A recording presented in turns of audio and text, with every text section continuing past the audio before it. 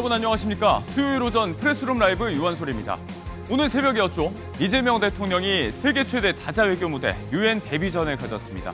요르단 국왕에 이어서 7번째로 연단에 올랐는데요. 자세한 얘기 이어지는 대담에 준비되어 있습니다. 끝까지 함께해 주시고요. 간밤 뉴욕 이야기는 먼저 증시부터 만나보겠습니다. 일단 3대 지수 동반 하락 마감했습니다. 초반부터 하방으로 방향성을 잡은 뒤에 점차 낙폭을 키웠는데요. 다우지수입니다. 88포인트 떨어져 46,292에 마감했습니다. 36포인트가 밀린 S&P 500은 6,656, 나스닥은 215포인트 떨어졌습니다. 22,573에 장을 마쳤습니다. 연준 주요 인사들의 발언이 잇따라 나오고 있는 이번 주 최대 관심사는 파월 의장의 얘기였죠. 증시가 상당히 고평가돼 있다. 이 발언이 주가를 짓눌렀습니다. 엔비디아의 오픈 AI 투자도 실현 가능성에 대한 의문이 제기되면서 지수 하락을 이끌었습니다. 그리고 오늘은 이렇게 국내 증시도 팔았습니다. 장 초반 3,497로 3,500선 코앞에서 하락 전환했는데요. 최신 기준 14포인트 떨어진 3,471입니다. 이딴 상승 랠리 후에 차익 실현 매물이 나오는 중이고요. 코스닥도 약세입니다. 현재 기준 10포인트 떨어진 861 나타내고 있습니다. 외인과 기관 매도에 개인 매수세가 맞서고 있습니다. 새 정부 출범한 주가 조작 합동 대응단의 1호 사건이 나왔습니다. 천억 자금을 굴려서 장기간 주가를 조작해왔던 일당 7명이 적발됐는데요. 전 유명 사모펀드 전직 임원 그리고 금융회사 지점장, 금융 전문가들과 종합병원, 대형 학원 운영자 등 자산가 집단으로 구성이 됐습니다. 적당한 종목을 골라서 가장, 통정거래 등으로 시세를 조정하고 주가가 뛰면 팔아서 반복적으로 이득을 챙겼습니다. 이런 식으로 실현을 한 시세 차익만 230억에 이른다고 하네요. 당국은 관련 계좌 수십 개를 차단하고 본격 환수에 들어갔는데요. 주가 조작은 패가망신, 대통령이 여러 차례 강조해왔죠. 최대 2배 과징금 등 강력 조치가 따를 전망입니다. 서강대교를 넘지 말라. 계엄 상황에서 부당한 지시에 저항했다는 조성현 전 수방사 경비단장이 훈장을 받습니다. 국방부는 최혜병 순직 사건과 12.3 계엄 사태 공적을 들어 총 11명을 포상하고 또 4명에게는 국방부 장관 표창을 수여하는데요. 주로 이렇게 계엄 사태 때 소극적 저항을 했던 장병들이 대상입니다. 보국 훈장 3일장은요, 조성현 대령을 포함한 4명에게 주어지는데요. 유일하게 계엄 관련 유공자가 아니었던 해병대 박정훈 대령도 포함됐습니다. 작전 상황 일지와 언론 보도를 분석하고 법률 학계 전문가로 구성된 위원회에서 포상자를 결정했다고 국방부는 밝혔습니다. 다만 일각에선 위법 부당한 명령과 불이라는 심사 기준이 다소 추상적이라는 지적도 나오고 있습니다. 그리고 오늘 오후죠. 헌정사 최초로 전직 영부인이 법정에 섭니다. 도이치모터스 주가 조작 혐의, 통일교 금품 수수 의혹 등으로 구속 중인 김건희 여사에 대한 공판이 오늘 시작이 됩니다. 김 여사가 출석할 것으로 알려져 있는데요. 준비 기일 없이 빠르게 시작된 공판, 어제 전해드린 대로 재판정의 내부 모습도 공개될 예정입니다. 오후에 있을 김 여사의 출석 모습, 이후 나오는 관련 소식도 저희 MBN과 함께해 주시기 바랍니다. 전직 퍼스트레이디 얘기해봤고요. 이 퍼스트레이디도 오늘 공개됩니다. 저희 MBN의 새 수목 드라마 퍼스트레이디가 바로 오늘 밤 10시 20분에 첫 방송을 합니다. 수목 미니 시리즈로는 MBN이 3년 만에 선보이는 작품인데요. 정치판을 배경으로 한 부부의 세계, 색다른 소재와 입체적인 서사로 하반기 화제작으로 주목받고 있습니다. 어쩌면 저도 나올 수도 있습니다. 깨알같이 등장할 앵커의 모습도 한번 찾아보시기 바랍니다. 나름 연기를 한다고 했는데 벌써부터 좀 걱정이 됩니다.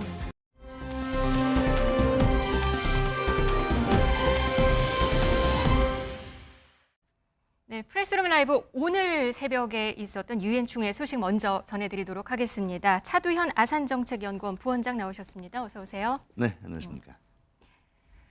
네, 매년 9월에 열리는 유엔 총회는 전 세계 정상들과 각국의 정상과 대표들이 모여서 발표하는 자리입니다. 국제사회 현안과 외교 정책들을 소개하는 대규모 세계 최대의 다자 외교 무대인데요. 이재명 대통령은 이 자리에서 7번째로 연설을 했습니다. 먼저 한번 들어보시겠습니다. 저는 오늘 세계 평화와 인류 공영의 미래를 논의할 이 유엔 총회에서 세계 시민의 등불이 될 새로운 대한민국이 국제사회에 완전히 복귀했음을 당당하게 선언합니다. 앞으로 우리 정부는 남북 간 군사적 긴장 완화와 신뢰 회복의 길을 일관되게 모색할 것입니다. 가장 확실한 평화는 싸울 필요가 없는 상태입니다.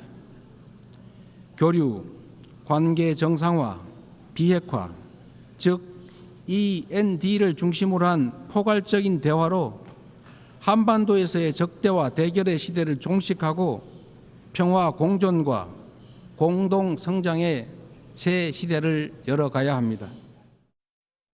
네, 대통령의 유엔 총회 데뷔 전이었습니다. 한 20분 정도 연설을 했는데요. 부원장님, 민주주의 대한민국의 국제사회 복귀를 선언했고요. 또 예. END 이니셔티브를 말을 했습니다. 네네. 간단히 엔드 요약하면 이니셔티브라고 네, 얘기되어 엔드. 있는데요. 이게 네. 교류 협력을 얘기하는 익스체인지. 그러니까 그 남북 관계 발전을 위해서 이 남북한 간의 교류 협력을 단계적으로 확대해 나가겠다라는 얘기고요. 네. 두 번째가 이제 노멀라이제이션이죠.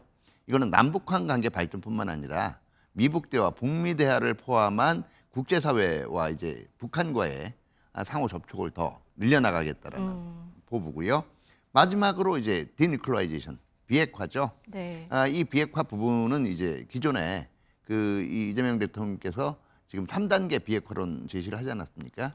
이게 그 단기간에 끝날 수 있는 게 아니기 때문에 장기적인 시점을 가지고 일단은 북한의 그 이 핵미사일 고도화 중단, 그리고 그 단계를 거쳐서 축소, 그다음에 폐기로 간다라는 거고요.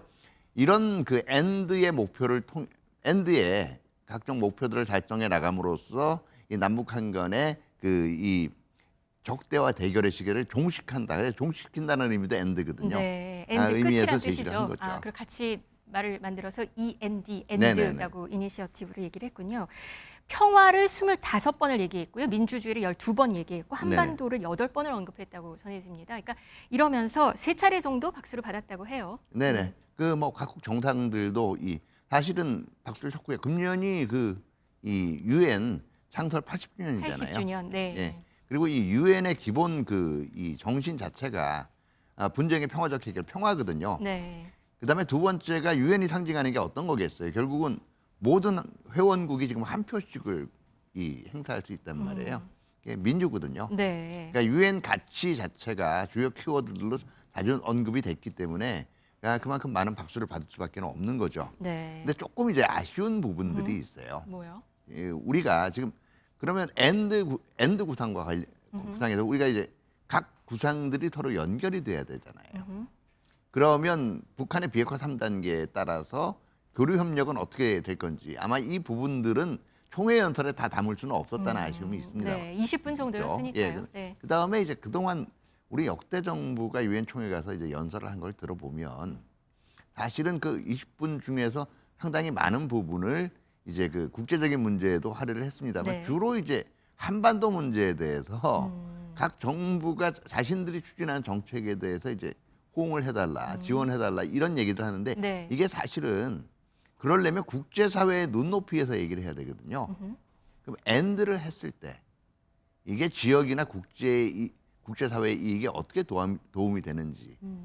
그다음에 이게 그 이거 말씀을 하셨어요. 평화공존과 공동성장의 새 시대를 함께 열어간다라고 얘기했는데 결과적으로 엔드 이니셔티브를 통한 북한의 변화가 어떻게 지역과 세계의 공동 번영과 평화로 연결되는지 이 메시지가 조금 더 들어갔으면 간략하게라도 더 좋지 않았을까 하는 생각이 듭니다. 이 한반도 정책을 설명하면서 북한 대표단 자리를 쳐다보면서 얘기를 했다고 네네. 전해지고 있습니다. 그러면서 비핵화는 엄중한 과제는 분명하지만 단기간에 해결되기는 어렵다. 실용적이고 뭐 현실적이고 합리적인 방안을 모색해야겠다. 이런 네네. 얘기도 잠깐 덧붙였습니다.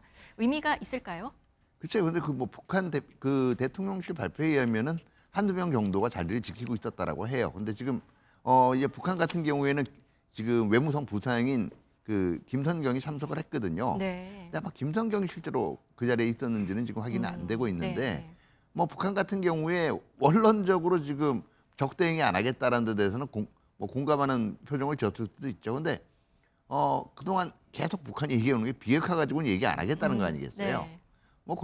뭐 유엔 총회 자리이기 때문에 여기서 뭐 특별히 반박이나 이런 게 있을 수는 없겠지만은 그냥 무덤덤하게 듣지 않을까 생각이 들어요. 네. 트럼프 대통령은 두 번째로 연설을 했습니다. 그리고 여기서 발표한 건 6년 만인데요. 보통 정상들이 한 20분씩 발표를 하는데 트럼프 대통령 1시간 가까이 연설하는데 시간을 썼다고 합니다. 그러면서 본인이 7개의 전쟁을 종식을 시키는 동안에 유엔은 전화 한 통화가 없었다. 이렇게 얘기를 했어요. 그래서 유엔을 강력히 비판도 했다고 합니다. 네. 원래 이제 주어진 연설 시간보다 길게 얘기하는 건 트럼프 대통령 특기이기도 해요. 네. 이거는 뭐 그 국정 연설도 그랬고요. 대체적으로 이제 본인의 치적을 비판하면서도 이제 본인의 치적을 주로 얘기하면서. 네. 제시를 하면서도 유엔의 기능에 대해서 이제 은근히 비판을 했다는 게 어떤 의미냐면 네. 지금 트럼프 대통령이 유엔에 대해서 가지고 있는 인식이라는 거는 유엔이 실질적으로 이 중국이라든가 이런 그 수정주의 국가들한테 장악이 돼가지고 제대로 된 그 분쟁 이 해결의 중재자 노릇을 못 하고 있다라는 얘기예요. 유엔이 중재자 역할을 제대로 못하고 있다. 그다음에 유엔 네. 산하 기구들도 사실상 네. 대부분 네. 이 새로운 이제 이런 중국이라든가 이런 도전 세력에 의해서 장악이 돼 있기 때문에 이 일종의 유엔이 기능 부정돼 있다라는 걸 이번 연설을 통해서 굉장히 강하게 꼬집은 거죠. 노벨 평화상을 받고 싶어하는 속내도 드러냈다라는 얘기도 있습니다. 네네. 본인을 대해서. 그리고 불법으로 미국으로 온다면 감옥행, 그리고 기후변화는 대사기극이다. 이런 말도 덧붙였습니다. 그런데 트럼프 대통령이 북한에 대해서는 일절 언급을 안 했습니다. 이번에는.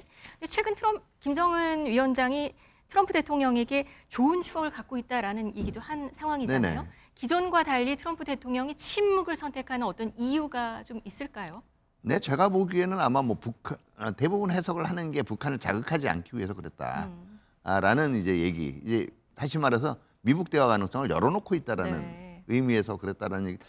그 해석도 일부는 타당합니다만 사실 현실적으로 보면 그만큼 지금 트럼프 행정부가 추진하고 있는 외교 정책의 우선순위에서는 미북 협상이라든가 북한 문제가 단기적인 한에 좀 멀어져 있다라는 얘기예요. 급한 게 아니다. 예, 그러니까 지금 우선순위에서, 집중적으로 유엔에서 얘기하려는 의제의 우선순위에서는 좀 떨어져 있다라고 본다는 거죠. 그렇게도 해석이 가능하군요. 네네네. 아니, 또 북미 대화 가능성이 좀 있는 거 아닌가라는 해석도 있어서 좀 여쭤봤습니다. 네, 그걸 염두에 두고는 있을 거예요. 트럼프 행정부 자세 자체가 항상 우리는 그 결과적으로는 열려 있다라는 거예요, 대화에 대해서. 근데 리셉티브하다라고 표현을 하는데 이게 어떤 의미냐면 북한이 대화를 하자라고 이제 나서면 얼마든지 받아들일 그 생각이 있다라는 거거든요. 네. 그러니까 먼저 아쉬운 소리 하지는 않겠다라는 얘기예요. 네. 그런데 이번 트럼프 대통령이 이번 유엔 총회장 들어오는 길에 에스컬레이터는 고장이 났고요. 또 프롬프터도 고장이 났다고 합니다. 이 얘기로 오늘 연설을 시작했다고 하는데 한번 들어보시겠습니다. Thank you very much. Very much appreciated.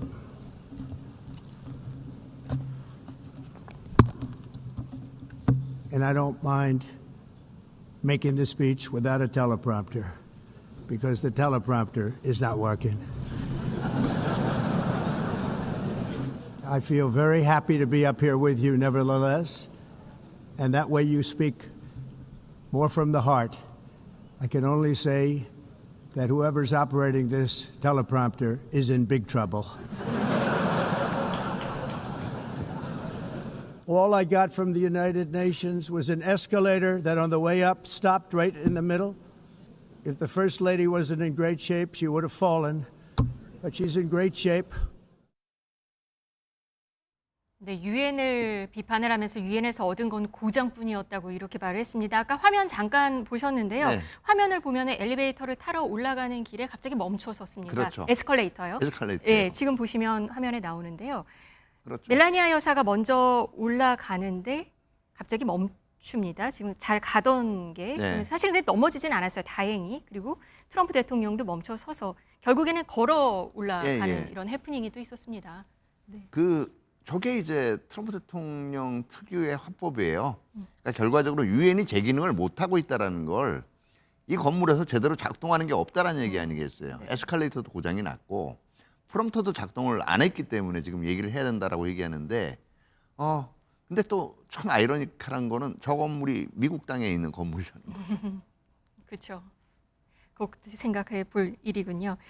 이 트럼프 대통령 유엔 총회 참석으로 인해서 그 뉴욕 맨하튼 시내는 수백 명의 시위대가 반 트럼프 구호를 외치면서 집회가 또 있었다고 합니다. 이러면서 교통 통제로 인해서 마크롱 대통령이 차에서 갑자기 내리는 상황이 발생했다고 들리는데요. 한번 그때 영상 한번 보시겠습니다. Who's this? How many people? No, I have 10 people with me. I go to the French embassy. No. It's just, I'm sorry, I'm president. I'm really sorry. It's just that everything's frozen right now. There's a border keep coming right. That's why. I'm sorry. If you don't see it, let me cross. I negotiate with you. No. How are you? Guess what? I'm waiting in the street because everything is frozen for you. But you know, after I would love if we can have a short discussion with Qatar and you on the situation in Gaza because we were supposed. 네, 마크롱 프랑스 대통령이 교통 통제로 갑자기 차에서 내리게 되는 상황이 되자 트럼프 대통령이 직접 전화를 걸었습니다. 네네. 그러면서 당신 때문에 이거 못 가게 생겼는 이런 상황인데 그런 얘기를 하면서 갑자기 가자지구 얘기도 덧붙였습니다. 예. 어떻게 보셨어요?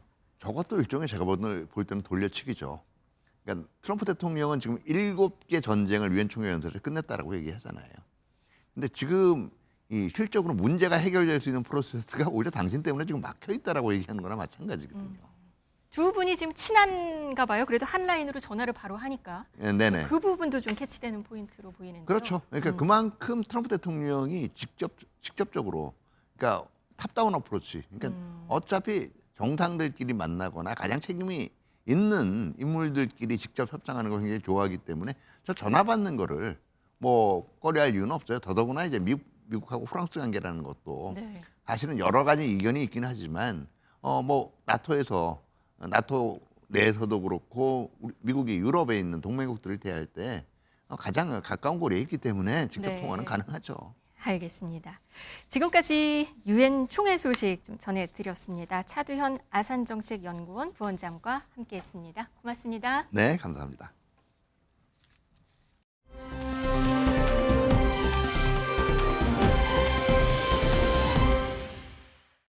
네, 이번엔 경제 뉴스를 쉽고 또 깊게 전해드리는 경제 라이브입니다. 오늘은 주동원 한양대 경제학부 교수 정철진 경제평론가 함께하십니다. 어서 오세요. 네, 안녕하십니까? 안녕하세요. 안녕하세요. 네, 조금 전 유엔 총회 소식 잠깐 전해드렸는데요. 이재명 대통령이 뉴욕을 방문한 자리에서 미 연방 상하원 의원단도 만났습니다. 이 자리에서 관세 협상 얘기를 했다고 전해지고 있습니다. 상업적 합리성이 보장되어야 한다. 그리고 3,500억 달러 직접 투자는 전액 현금은 정말 어렵다. 이렇게 강조했다고 전해집니다. 네, 뭐 최근에 타임도 그렇고요. 로이터와 통신의 인터뷰에서 이재명 대통령은 본인의 생각과 입지를 명확히 하고 있습니다. 네. 3,500억 달러 현금 투자는 불가하다.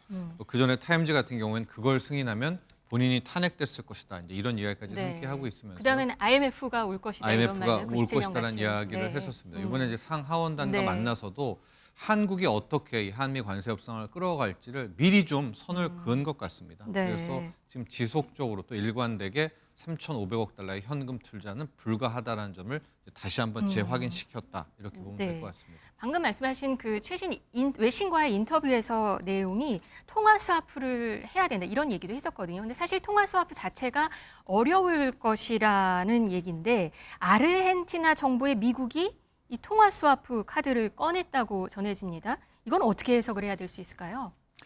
예, 일단 뭐 아르헨티나의 지금 그 집권 정부 상황이 쉽지 않은 상황으로 얘기가 전해지고 있더라고요. 네.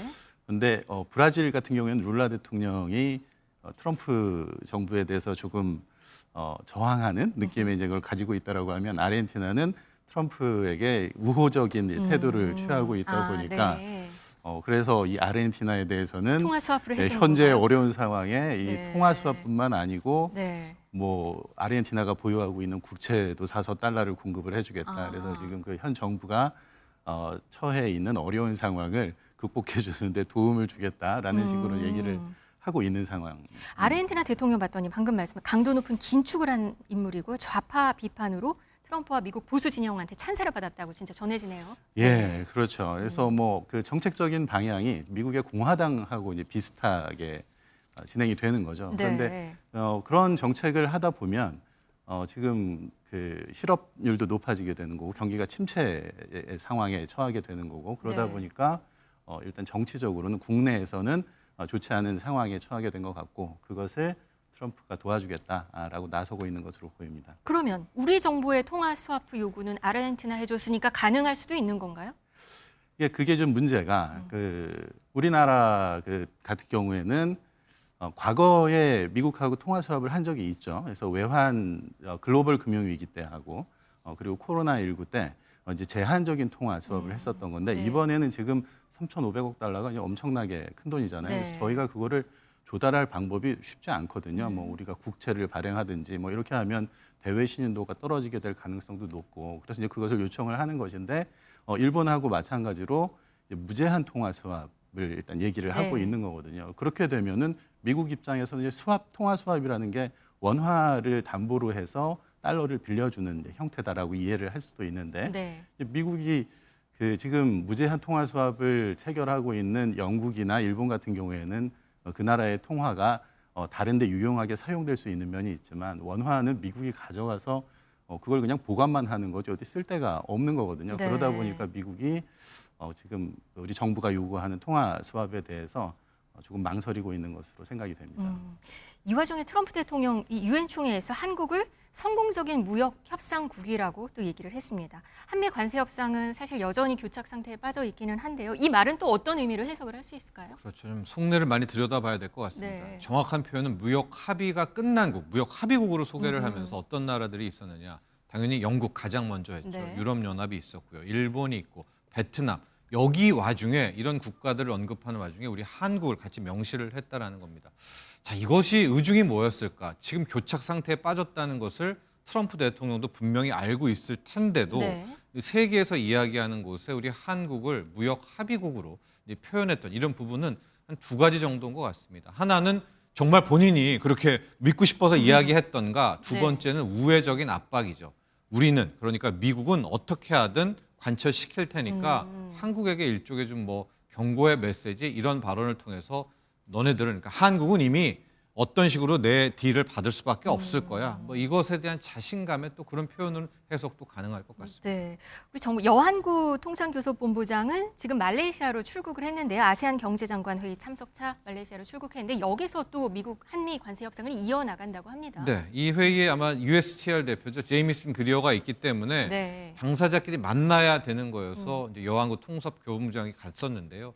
아마 협상은 굉장한 평행선을 갈 수밖에 없습니다. 왜냐하면 우리는 대통령이 일단 3,500억 달러 현금 투자는 안 된다고 이야기를 했기 때문에 그나마 할 수 있는 방법은 3,500억 달러를 한 4년에 쪼개놓고 하령 한 900억 달러 정도, 한 600에서 1,000억 달러 정도의 통화 수합을 하는 이것에 대한 적정선을 저는 보고 있거든요. 그러니까 3,500억 달러를 한 번에 안 넣고 쪼개 넣고 그 대신 그만큼에 대해서 통화 수합을 걸어주는 이런 것들을 우리는 제시할 수밖에 없는데 미국 측은 지금 아예 통화 수합 자체에 대해서는 생각지도 않다는 이제 그런 이야기이기 때문에 자, 이 협상은 글쎄요 뭐 어떤 식으로 풀릴지 이번에도 끝없이 이제 평행선을 달릴 수밖에 없겠습니다. 다음 달 말에 경주 에이펙 예정이 돼 있는데요. 네. 그 전까지는 좀 해결이 되지 않을까라는 어느 정도 윤곽은 나와야 되는 상황 아닙니까?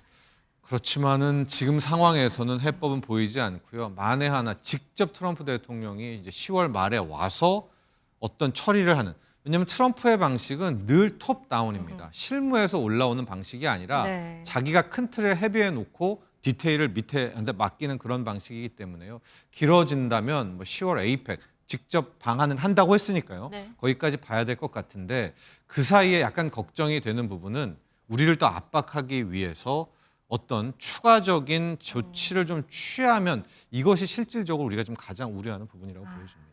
지켜보도록 하겠습니다. 이 얘기 한번 또 해보겠습니다. 트럼프 행정부는 최근에 전문직 비자에 있어서 수수료를 100배 정도 올린다는 소식 전해드린 바 있는데요. 미국 기업들이 다 비상이라고 했는데 또 이들 아닌 기업들도 있는 것 같습니다. 젠슨 황 엔비디아 CEO 그리고 샘 올트먼 오픈 AI CEO는 여기에 대해서 지지한다는 입장을 또 밝혔습니다. 교수님. 예, 그래서 뭐 상당히 당황스럽죠. 그런데 트럼프의 행동이 예를 들어서 언론 쪽에서도 보면은 그 자기에게 비판적인 언론을 좀 굴복시키는 형태의 모습을 보이잖아요. 그래서 트럼프의 정책에 반대되는 얘기를 했을 때 어떤 불이익을 받을지 모르니까 그래서 그것에 대해서 해서 뭐 인터뷰하면서 굳이 그 트럼프 정부의 나쁜 얘기를 할 필요는 없었지 않나 이런 생각이 기업 입장에서는 네. 우수한 인재를 그 낮은 비용에 그 유치를 할 수 있는 게 기업의 경쟁력 강화에 당연히 도움이 되는 건데 제가 느끼기에는 앞뒤가 안 맞는 형태의 얘기이기 때문에 이게 뭐 어떤 그 트럼프에 대한 지지라기보다는 트럼프에게 예의를 갖췄다라는 생각을 저는 좀 했습니다. 근데 뭐 MS 같은 경우는 또 비상이었단 말이에요. 그럼 뭐 회사마다의 조금 차이가 있는 걸까요? 아니면 뭐 회사마다도 차이가 있겠고요. CEO의 성향에 따라서 좀 차이가 있지 않을까라고 보고 있는데요. 이번에 이제 수수료가 10만 달러, 1억이 되는 1억 4천만 원이 되는 이 부분에 대한 것이 H-1B 비자라고 하는데요. 이건 그야말로 뭐 두뇌들, 석학들입니다. 뭐 과학 수재들 또 뭐 의사들 이런 부분이기 때문에 아마도 여기에 대해서 이제 두 회사 뭐 댄슨왕 같은 경우에는 오히려 잘 됐다. 더 촘촘하게 인재를 끌어올 수 있겠다라고 이야기를 하는 것이고요. 반면에 인도 쪽에서의 인재를 많이 수급하게 되는 마이크로소프트는 이거 이제 그대로 하면 한 명당 1억이라는 10만 달러가 추가 비용이잖아요. 이거를 근로자에게 부과할 수는 없기 때문에 또 그렇게 좀 힘든 소리를 했다라고 보여집니다. 이 비자 수수료 이슈로 중국이나 영국 등에서는 어떤 빅테크의 인재들을 또 섭외하느라고 지금 또 바쁘다는 네, 뭐 들려요. 중국 반응들 보니까 오히려 잘 됐다. 미국에 안 기회에. 가는 인재들 이 기회 이쪽으로 오라라고 하는데 이것도 좀 약간 말이 안 되는 게 그런 인재들이 미국을 향하는 것은 뭐 여러 가지 이유도 있을 거거든요. 뭐 교육이라든가 자녀 교육이라든가 복지라든가 기타 있기 때문에 약간 뭐 중국에서 이참에 와라라는 것은 좀 일종의 좀 레토릭이 아닐까. 또 그 인재가 미국에 뭐 막혔다고 해서 또 중국으로 간다? 이것도 좀 선뜻 생각하기는 좀 힘든 것 같습니다. 우리나라도 이 테크적 우수 인재들을 좀 영입하기 위한 그런 노력도 이 기회에 좀 해야 되지 않을까 싶습니다. 이 와중에 엔비디아의 젠슨 왕, 오픈 AI 샘 올트먼이 손을 잡고 대규모 AI 센터, AI 인프라 구축에 나선다고 합니다. 네. 이 엔비디아랑 오픈 AI 같은 경우는 어떻게 보면 칩의 제왕, AI 개척자인데 이 둘이 합쳐지면 어떤 모습이 되는 건가요? 그렇죠. 이게 첫째 날, 이 전략적 파트너십 이야기 나오고 첫째 날과 그리고 간밤, 이 둘째 날의 반응이 사뭇 다른데요. 네. 잘 알다시피 엔비디아는 AI 칩의 대장입니다. 그리고 이제 오픈 AI는 생성형 AI라고 하죠. 뭐 크게 뭐 AI 소프트웨어 솔루션의 뭐 최고인 챗 GPT의 또 회사이긴 한데 둘이 140조, 약 1,000억 달러의 전략적 파트너십을 맺었고 엔비디아가 그걸 이제 투자한다라고 하니까 이 거물 두 절 합쳐 그리고 결과적으로 오픈 AI의 지분을 또 엔비디아가 인수한다라고 하니까 이건 혈맹이잖아요. 그래서 첫째 날에는 막 주가도 급등하고 전체 기술주들이 다 올랐는데 네. 하루가 지나면서 곰곰이 생각해 보니까 이게 뭔가가 이상하다. 왜냐하면 이 우리가 원하는 이 전략적 파트너십이라는 건요. 그들이 힘을 합치면서 플러스 알파가 나와야지 되잖아요. 부가가치가. 근데 이 엔비디아와 오픈 AI는 고객과 공급자와 고객이 만난다는 겁니다. 그러니까 이건 뭐야? 판이 새로 커지는 게 아니라 기존에 어차피 이 AI 칩을 이 오픈 AI에 줄 거를 그거를 바꿔치기 한다는 거 아니야? 라고 하면서 어떤 표현까지 나오고 있냐면 뱀이 자신의 꼬리를 잡아먹는 이게 일종의 순환 출자 같은 이 순환 계약 아니냐라고 하면서 또 하루 만에 엔비디아 주가는 또 급락하게 되는 그런 상황이었기 때문에 네. 이 둘의 조합에 대한 시너지와 부가가치에 대한 평가는 조금 더 지켜봐야 될 것 같습니다. 지켜봐야겠네요. 해석이 좀 다를 수가 있네요. 이 와중에 AI 거품론이 또 이슈가 된 걸까요? 예, 이게 지금 그 경제학자 중에 데런 아시모글루라고, 그러니까 뭐 AI의 경제적 효과에 대해서 한국은행에서도 발표를 하면서 조금 긍정적으로 우리나라의 저성장을 AI로 극복할 수 있다라는 연구가 나오기도 했었지만 데런 아시모글루 같은 경우에는 과거의 IT 기술이 생산성에 기여하는 부분이 그렇게 높지 않았다. 그러면서 AI의 이 부분도 생산성에 직접적인 그 증가 효과가 크지 않을 것이다라고 우려하는 논문을 냈었고 데런 아시모글루가 이제 책을 권력과 기술이라는 책 파워앤 프로그레스, 권력과 진보죠. 예, 네. 이제 그 책에서 AI에 대해서 얘기를 하면서 이 기술이라는 게 그냥 그 기술 자체가 발전하는 게 중요한 게 아니고 기술이 그 우리 삶에 직접적으로 기여하는 거. 그래서 기술 지능이 중요한 게 아니고 이 기술 유용성이 중요하다라고 얘기를 했거든요. 그래서 지금 장 대표님 말씀하신 것처럼 지금 현재 이제 그 투자가 약간 순환적인 구조가 있기 때문에 네. 이게 실질적으로 경제에 기여를 하려면 결국은 이제 오픈 AI가 지금 챗 GPT나 이런 것이 실질적인 우리 삶에 기여할 수 있는 그런 방안을 만들어내야 거품이라는 얘기를 듣지 않을 수 있을 것이다라고 생각을 합니다. 국내는 이 엔비디아와 오픈 AI의 초대형 딜이 국내에 미칠 영향도 궁금하거든요. 삼성전자, SK 하이닉스는 어떤 영향을 좀 받을까요? 그렇죠. 결국은 엔비디아는 그 GPU를 생산을 하는 거고 이제 그 GPU에 들어가는 광대역폭 메모리라고 하나요? HBM 그 이제 메모리를 그 두 회사가 지금 엔비디아가 그 메모리 업체들한테 어떤 그 자기네들이 요구하는 기준을 제시를 했는데 다른 업체들이 만족을 시키지 못했다라는 거죠. 그래서 지금 SK 하이닉스하고 삼성전자가 거기서 경쟁을 하는 상황이 된 것이고, 그래서 그것 때문에 최근에 우리나라 주식시장에서도 그 두 회사의 주가가 계속해서 오르고 있는 거죠. 그래서 네. 일단은 그 두 회사를 다 우리나라가 가지고 있다라는 면에서 국가 전체적인 입장에서는 긍정적인 상황이다라고 판단할 수 있을 것 같습니다. 어제 블랙록과 우리나라 AI 관련해서 MOU도 맺었었는데 AI 인프라 문제, AI 관련해서는 전 세계가 지금 주시하고 있는 것 같긴 합니다. 그렇습니다. 네. 이게 단순히 AI 칩만이 문제가 아니죠. 왜냐하면 AI 칩이 결국은 데이터 센터라는 곳으로 이제 들어가게 되는 것 아니겠습니까? 근데 데이터 센터는 또 이 AI라는 자체가 전기 먹는 하마입니다. 그래서 이게 단순히 AI 문제가 AI의 전력 문제로 네. 가고, 전력이면 케이블 문제, 또 전력 자체의 원전에서 만들지 태양광에서 만들지 이 이슈까지 커지게 되고요. 이 끝단에서는 칩에서 끝나면 안 되죠. 이게 우리 생활에 들어와야 되기 때문에 AI 솔루션, AI 소프트웨어까지 정말 우리 생활 전체 A부터 Z가 지금 AI로 다 바뀌고 있다라고 볼 수가 있는데요. 다만 약간 주가가 오늘 좀 들어오기 전에 보니까 삼성전자, 하이닉스 좀 주춤합니다. 네. 마이크론 실적 발표가 앞에 있었는데 너무 좋았거든요. 다 좋았습니다. 그런데 이 주식은 빠르잖아요. 이 다 좋은 게 그동안 한 30% 이상 급등하는데 다 반영됐다라고 반영이 됐다. 하면서 오늘은 좀 쉬어가는 그런 모양새입니다. 네, 알겠습니다.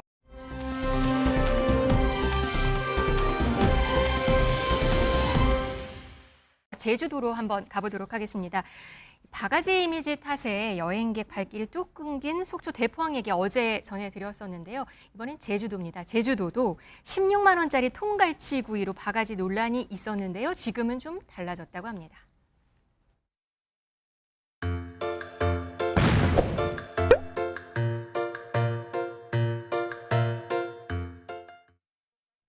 네, 바가지 요금 오명을 벗기 위해서 제주도가 아주 바쁘게 움직였다고 합니다. 아까 16만 원짜리였었는데 은갈치 조림이 19,000원으로 내려갔다고 합니다.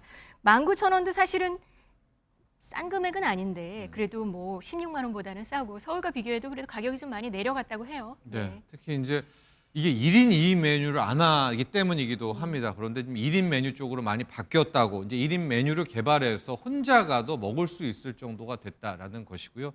지금 제주 관광, 또 제주 저렇게 뭐 은갈치구이 16만 원의 문제가 뭐냐면 국내 우리 한국인이 제주도를 떠나고 있다는 점입니다. 이제 당장 다음 주부터는 중국 사람들 무비자로 들어오니까 지금 제주도 가보셔도 중국 관광객은 그냥 정말 많은데요. 네. 문제는 제주도가 중국 관광객만의 그런 곳은 아니지 않습니까? 그렇죠. 적어도 우리 한국인, 국내인들의 마음을 좀 뺏어야 될 것 같은데 워낙 제주도 비싸다, 제주도 바가지다라는 그 인식이 커서 제주도 갈 바에야 동남아 간다라는. 이걸 바꾸려면 네. 제주도 역시도 이런 하나씩의 노력이 필요할 것 같습니다. 비싼 물가에 또 잇따라 나오는 바가지 이런 소식들에 의해서 제주도를 찾는 여행객의 발길이 솔직히 좀 뚝 끊긴 면이 있었습니다. 근데 이 돌아선 여행객들을 잡기 위해서 상인들이 지금 직접 나서서 행동을 한 거라면서요? 예, 뭐 그렇게 얘기를 듣고 있는데요. 네. 그래서 물론 이제 가격을 낮춰서 경쟁력을 높이는 것도 이제 중요하기는 한데 이게 또 가격이 낮아지면서 품질까지 낮아지면 곤란하겠죠. 우리가 네. 비싼 데는 이유 없어도 싼 데는 이유가 없을 수가 없다. 이게 싸지면은 이 품질이 낮아질 가능성이 있거든요. 그래서 지금 뭐 상인들이 협조를 해가지고 과거에 너무 이게 지나친 요금이었기 때문에 거기에서 거품을 빼는 건 필요하지만 이제 그 거품을 빼면서 그 품질도 낮아지는 그런 일은 없도록 같이 노력을 해야 되지 않을까라는 생각을 해봅니다. 네, 이 은갈치뿐만 아니라 제주 가면 빼놓을 수 없는 삼겹살이나 아니면 고기국수 이런 메뉴들도 가격이 좀 내린다고 전해지고 있어요. 네, 가격 뭐 합리적으로 된다라고 하고 보통 그러니까 시가, 시세 이제 이런 부분이 있잖아요. 정말 애매하잖아요. 이게 시세가 지금 얼마인지를 아, 모르기 그 메뉴판에 때문에 그렇게 써 메뉴판에 있죠? 네. 뭐 시가 이렇게 써 있는 네. 부분들을 이제는 적정 가격 표시를 통해서 좀 더 명확하게 한다라고 하고요. 아까 표도 보셨지만 1인 메뉴를 거의 안 줍니다. 그러니까 둘이 가야 되든가 네. 3, 4인에서 한 상이 차림이 나오는 이런 부분들도 다 시정하겠다라고 지금 상인들이 함께 모여 있어서 아마 이렇게 될 경우에는 그동안에 좀 턱없이 비싸다라는 바가지 요금에 대한 오명은 벗을 수 있지 않을까라는 기대를 가져보고요. 네. 지금은 중국 관광객으로 제주보다 잘 버티겠지만은 그 다음도 생각해야죠. 중국 관광객 안 오면 그 다음에는 어떻게 하겠습니까? 그러니까 이번에 노력하는 김에 우리 한국인, 내국인의 마음도 함께 뺐었으면 좋겠습니다. 네, 제주도가 그동안 쌓인 바가지 이미지에서 벗어나기 위해서 열심히 노력 중인 상황인데요. 그 가격이 그 가격이야 하고 해외를 가셨던 분들 이번 기회에 한번 제주도로 유턴해 보시는 건 어떨까 싶습니다. 제주도가 합리적인 여행지로 다시 부상할 수 있기를 좀 기대해 보겠습니다. 오늘 경제 라이브는 여기까지 전해드립니다. 주동원 한양대 경제학부 교수, 정철진 경제평론가와 함께했습니다. 고맙습니다. 네, 감사합니다.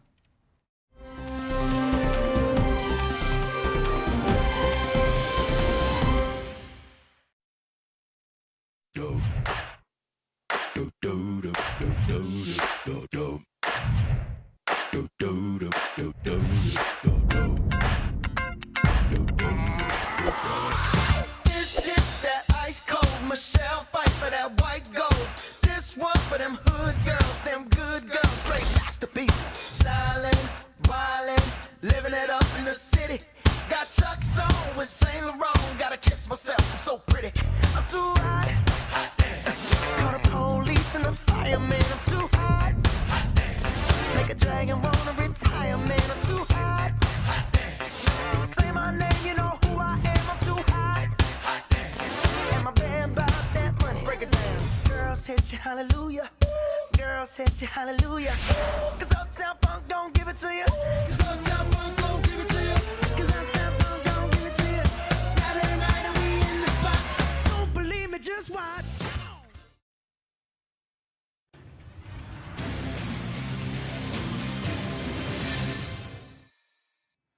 네, 뭐하고 사나 뭐 먹고 사나 고민을 해보는 시간이죠. 유한솔의 오늘 뭐 사니 이어집니다. 보기만 해도 삶이 나아지는 생활 속의 경제 이야기 오늘도 쉽게 풀어볼 텐데요.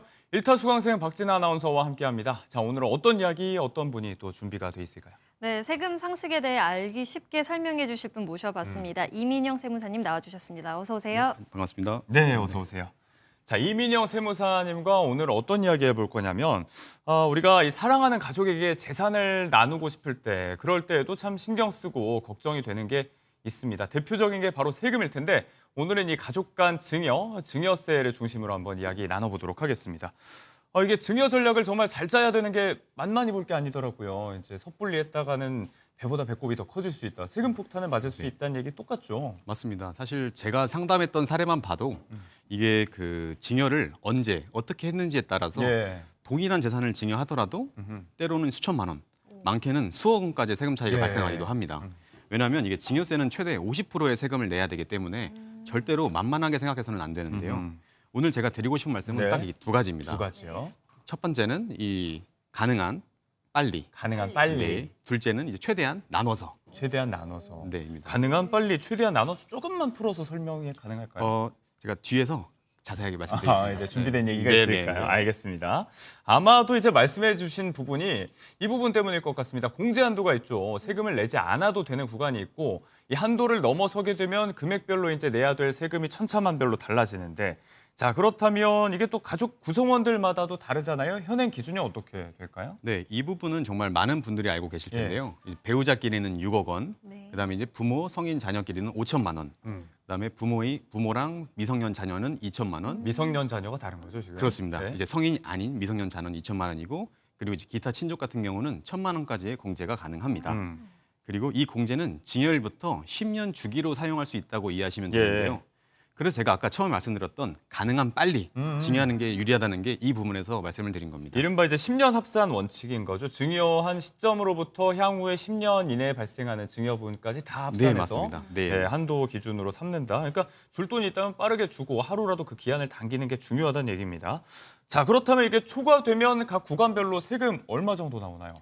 이게 참 많은데요. 네. 증여 재산이 많으면 많을수록 네. 세율이 올라가는 어허. 증여세는 누진세율 구조를 가지고 있습니다. 예. 그래서 최소 10%부터 최대 이제 50%까지 어허. 얼마를 받았는지가 좀 달라지는데요. 네네네. 그리고 이 증여세율은 받는 사람을 기준으로 적용받기 때문에 예. 증여 재산이 많을수록 저희가 처음에 말씀드렸던 두 번째죠. 최대한 여러 명에게 나눠서 아. 증여하는 것이 절세에 도움이 됩니다. 네, 각각의 공제 한도를 쪼갠다는 개념이군요. 네, 맞습니다. 네, 네. 알겠습니다. 자, 그리고 앞서도 봤지만 이제 같은 금액을 증여하더라도 이제 누구에게 주느냐에 따라서 내는 세금이 아예 없을 수도 있고 많이 커질 수도 있고 많이 달라질 수가 있습니다. 일단 배우자 간의 증여 공제 한도가 6억 원으로 가장 많습니다. 우리가 이 부분을 좀 어떻게 활용을 해보면 될까요? 아무래도 배우자끼리는 6억이고 나머지 분들은 5천만 원, 2천만 원, 1천만 원이다 보니까 네. 배우자 공제를 잘 활용하면 좋은데 네. 저희가 보통 요즘에 이제 고가의 부동산을 취득할 때 예. 이제 배우자 증여를 많이 활용하십니다. 왜 그래요? 네. 아파트를 이제 부부 공동 명의로 취득하다 보면 아무래도 단독 명의보다는 종부세라든지 이 양도세 측면에서 유리하기 때문인데요. 그렇죠. 그런데 아파트를 취득할 때 이 공동 명의로 하자니 부부 한쪽의 소득이 조금 부족한 경우가 많습니다. 아. 네, 이제 그럴 때는 예. 이제 배우자 증여공제 6억을 활용을 해서 이 부족한 부분을 채워주면서 저희가 증여세 없이 네. 부부 공동 명의로 취득하는 방법도 있습니다. 6억 원 한도 내에서 소득을 좀 나누면서 균형을 그렇습니다. 찾는다. 네. 보통 이 증여는 자녀에게 증여하는 경우가 일반적이잖아요. 제일 많죠. 그런데 이 공제 한도를 보면 자녀가 성인인지 또 미성년자인지에 맞아요. 따라서 다르더라고요. 그럼 맞습니다. 자녀에게 증여할 때 어떠한 방식이 유리할까요? 이게 사실 자녀에게 증여 계획을 미리미리 세우고 하시는 부모와 네. 네. 그렇지 않은 부모는 나중에 증여세가 1,000만 원 이상 차이가 날 수 있습니다. 오. 이제 제가 이건 한번 그 사례를 한번 예를 들어서 말씀을 드릴 예. 건데요. 자녀가 만약에 태어났을 때 네. 네. 이제 2천만 원을 줘도 되죠. 미성년이니까. 미성년이니까. 네. 네. 그리고 10년 후 리셋이 됐으니까 11살에 가능하네요, 11살. 산술적으로. 그렇죠. 네. 11살 때 2천만 원. 그리고 또 10년 후면 21살이면 이제 성인이겠죠. 그렇죠. 예, 성인일 때 이제 5천만 원. 5천만 네. 원. 예, 그리고 이제 31살 때 또 5천만 원. 오. 그리고 이제 작년부터 신설된 규정인데 네. 이제 혼인공제 1억을 활용해서 결혼할 때. 자녀가 이제 한 31살 때 결혼을 한다. 네. 이때 1억을 더 주면 오. 세금 없이 총 2억 4천만 원의 결혼 자금을 그러네요. 마련할 수 있게 됩니다. 합산하면 그렇게 되네요. 오. 그렇습니다. 하지만 만약 반면에 이런 준비가 아무것도 없었다. 근데 자녀가 31살에 결혼을 한다. 네. 했을 때 갑자기 2억 4천만 원에 대한 이 결혼 자금을 마련해 주려 한다면 저희가 혼인 공제를 받더라도 증여세를 900만 원을 내야 되기 때문에 그렇겠네요. 미리 계획한 부모님과 아닌 부모님은 증여세가 약 1,000만 원 차이가 발생하는 셈이죠. 네, 뭐 극단적인 예를 든 거지만 아예 안 내든지 혹은 거의 1,000만 원 가까이 내든지의 얘기입니다. 이거 이제 뭐 미리미리 자녀가 어릴 때 증여할 수 있는 재산이 있다면 좋겠지만 이 경우에 해당이 되는 건데 그렇다면 각각의 10년 주기마다 이 공제 한도를 좀 채워서 나눠서 미리미리 증여하는 게 조금 더 도움이 될 수가 있겠습니다. 조금 전에 이제 혼인 공제 1억 원 이야기하셨는데 여기에 출산 공제까지 포함해서 이게 작년에 신설된 내용이잖아요. 네, 맞습니다. 일단 뭐 자녀가 결혼을 앞뒀을 때도 그렇지만 결혼 직후에도 또 적용이 가능한 걸로 알아요. 이거 구체적으로 내용 좀 알려주시죠. 네, 이건 방금 말씀 주신 그 예. 2024년부터 신설된 규정인데 네. 이 저희가 아까 전에 성인인 자녀한테는 5천만 원 줄 수 있다고 했는데 네. 그거랑은 별도로 네. 이제 자녀가 이제 결혼을 하거나 이제 혹시 출산을 하거나 예. 이럴 경우에는 1억 원을 추가로 공제해주겠다는 규정입니다. 제가 간단히 그냥 요건만 설명을 드리면 예. 혼인 공제 같은 경우는 혼인 신고일 전후 네. 2년 이내에 1억을 받으면 네. 이거는 세금을 내지 않습니다. 앞뒤로 가면 4년인가요? 지금? 맞습니다. 네. 네. 이것은 중요할 것 저는 혼인 신고일이지 이제 결혼식 날짜는 아니라는 점 예. 좀 참고해 주시면 좋을 것 같습니다. 네네. 그리고 이제 출산 공제는 출산일로부터 이제 2년 이내에 증여받으면 이것도 똑같이 1억을 공제가 가능합니다. 네. 여기서 한 가지만 제가 또 말씀드리고 싶은 건 이 혼인 공제 만약에 1억을 받았다면 네. 출산 공제 1억은 중복해서 적용할 수 없다는 예. 점을 좀 참고해 주시면 좋을 것 네네. 같습니다. 그리고 이게 사실 부모님이 혹시 좀 이렇게 여유가 없으셔서 예. 조부모님한테 도움을 받아도 네. 적용 가능한 점도 활용하시면 도움이 될 것 같습니다. 자, 조부모의 증여 이야기를 하셨으니까 말씀이 나왔으니까 하는 얘기인데 이게 부모의 경우에 자녀가 이제 알아서 잘 살고 있고 하기 때문에 좀 건너뛰고 나는 손자 또 손녀에게 바로 증여를 하고 싶다. 이런 분들도 계실 수가 있는데 이 경우는 이제 증여세 할증이 좀 되는 걸로 알고 있거든요. 뭐 어떻게 누릴 수 있는 이점이 이거 말고 있을까요?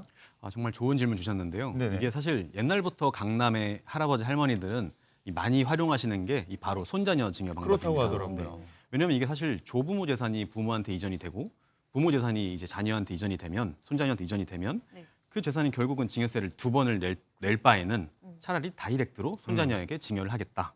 근데 물론 아까 우리 앵커님께서 말씀해 주신 것처럼 예. 조부모가 자녀를 스킵하고 손자녀에게 다이렉트로 증여할 경우에는 증여세가 30%가 할증이 되긴 합니다. 네. 근데 그럼에도 불구하고 제 경험상 지금부터 설명드린 이 세 가지 중에 하나라도 해당이 된다면 예. 네.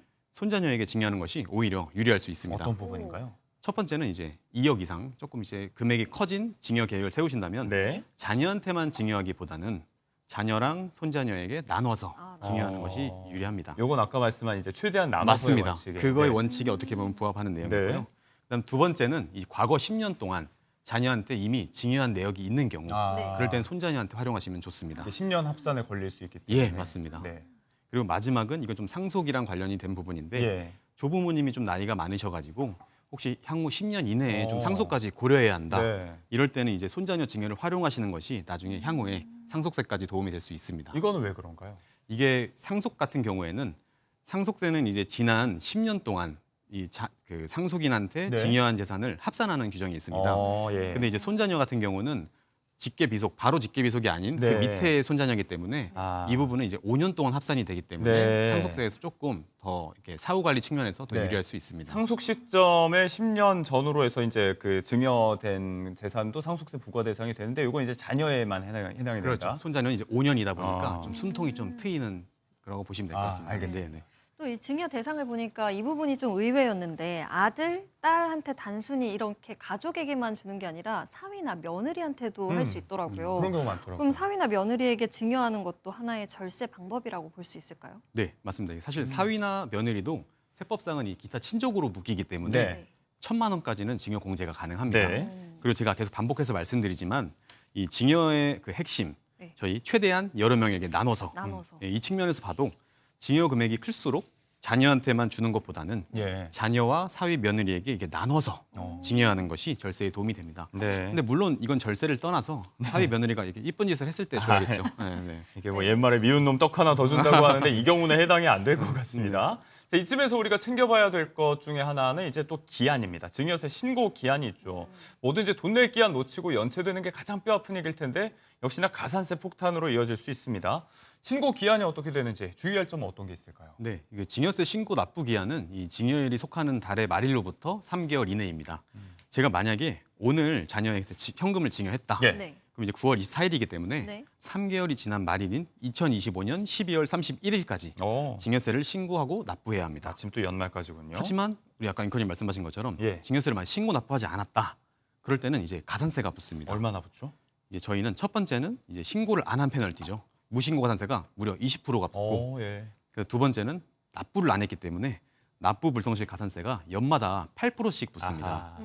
예를 들어서 그럼 증여세 신고 납부를 안 하고 5년 뒤에 국세청에서 증여세를 내야 한다면 네. 원래 내야 할 증여세에 가산세가 무려 60%가 붙으니까 그렇게 꼭 될 수 주의하셔야 있겠네요. 됩니다. 네. 그리고 제가 공부를 해보니까 이 국세청이 증여세를 부과할 수 있는 기한이 따로 있더라고요. 이미 증여를 했는데 이 기한을 버틸 생각으로 마음을 먹고 증여세 신고를 안 했다면 세금을 안 내도 되나요? 아, 정말 많은 분들이 질문을 해주시는 네. 부분인데요. 네. 사실 이게 세금에도 공소시효처럼 국세청이 세금을 부과할 수 있는 기간이 있습니다. 이를 네. 이제 세법에서는 제척 기간이라고 제척 부르는데요. 기간. 증여세 제척 기간의 경우에는 원칙은 원래는 10년입니다. 네. 하지만 이제 예. 증여세를 신고하지 않고 네. 숨어 있다가 그럴 경우에는 제척 기간이 15년으로 늘어나요? 늘어나게 됩니다. 예. 그렇기 때문에 15년 동안 마음 졸이면서 살기에는 삶이 너무 가혹하니까 그렇죠. 네, 증여세는 신고 기한에 맞춰서 네. 자진 신고하는 것을 저는 추천을 드립니다. 무신고 경우 최대 15년까지 꽤 깁니다. 뭐 당연한 얘기겠지만 낼 거 제때 내고 평소에 여러 가지 차원에서 좀 슬기로운 절세를 고민하는 게 조금 더 현명할 수 있겠습니다. 증여의 형식이 아니더라도 가족 간에 이제 여러 뭐 불가피하게 돈 거래가 있는 경우가 생길 수 있는데 이게 이제 불법 증여로 간주가 될 수 있기 때문에 공식적으로 아예 차용증을 쓰는 게 좋다는 얘기도 좀 많이 하더라고요. 그런데 가족 간의 차용증이라고 하면 좀 각박하게 느껴지기도 하고 좀 네, 네. 복잡하니까 꺼리는 분들이 많이 계실 텐데 쓴다면 어떻게 쓰면 좋을까요? 사실 이게 증여만을 보기에는 또 세금이 많기 때문에 이게 증여랑 차용을 섞어서 사용하시는 분들이 되게 많으십니다. 예. 근데 하지만 이게 차용증을 처음에 쓰기에는 정말 막막하고 예. 좀 어려워서 정말 고민이 많으시는 분들이 많은데 차용증이 사실 나라에서 정한 법적 양식이 있는 것은 아니지만 네. 차용증에 반드시 들어가야 할 제가 필수 내용들을 하나씩 설명드리겠습니다. 네. 먼저 차용증에 필수로 들어가야 할 항목은 먼저 계약서의 제목을 작성을 해야겠죠. 예. 네. 그다음에 이제 계약 당사자 간의 인적 사항은 들어가야 되고 네. 그다음 그럼 얼마를 빌려줄지 대여 금액을 적습니다. 예. 그리고 이자율은 얼마로 산정을 할지 참고로 현행 세법상 적정 이자율은 4.6%입니다. 네. 그리고 어떻게 상환할지 이 상환 방식과 언제까지 상환할지 기한을 정합니다. 그리고 마지막으로 이자는 그럼 매달 며칠에 언제 지급할지 결정합니다. 이때 이자를 지급할 때 이체 적요란에 이자라고 기재하시면 좋고 예. 이때 중요한 것은 이자 자금은 반드시 본인이 직접 마련하셔야 합니다. 네. 깜빡하고 이자 지급을 놓치기 쉬운데 이럴 때는 가급적 자동 이체를 해놓으시는 게 좋습니다. 그리고 차용증은 작성 시점의 진정성을 입증하기 위해서 많이들 활용하시는 방법 중에 네. 하나가 이제 뭐 공증을 받거나 네. 이제 등기소에서 이제 확정 일자를 받거나 예. 그다음에 우체국에서 내용 증명을 발송하거나 이메일로 서로 주고받거나 이런 방법들 중에 편하신 방법으로 하시면 되는데 많은 분들이 근데 네. 불안해서 네. 비용을 내고 공증을 무조건 받아야 되는지 질문하시는 분들이 많은데 예. 네. 사실 적은 비용으로도 가능한 우체국 내용 증명을 저는 활용하시는 것을 추천드립니다. 네. 이렇게 뭐 이자 지급도 꼬박꼬박하고 원금 상환이 잘 되더라도 이제 금액이 너무 과하다든지 차용 기간이 너무 길게 설정이 돼 있다든지 이런 부분에서는 이제 또 차용증으로 인정을 안 해주는 경우가 있다고 하니까 우리가 좀 참고를 해야 되겠습니다.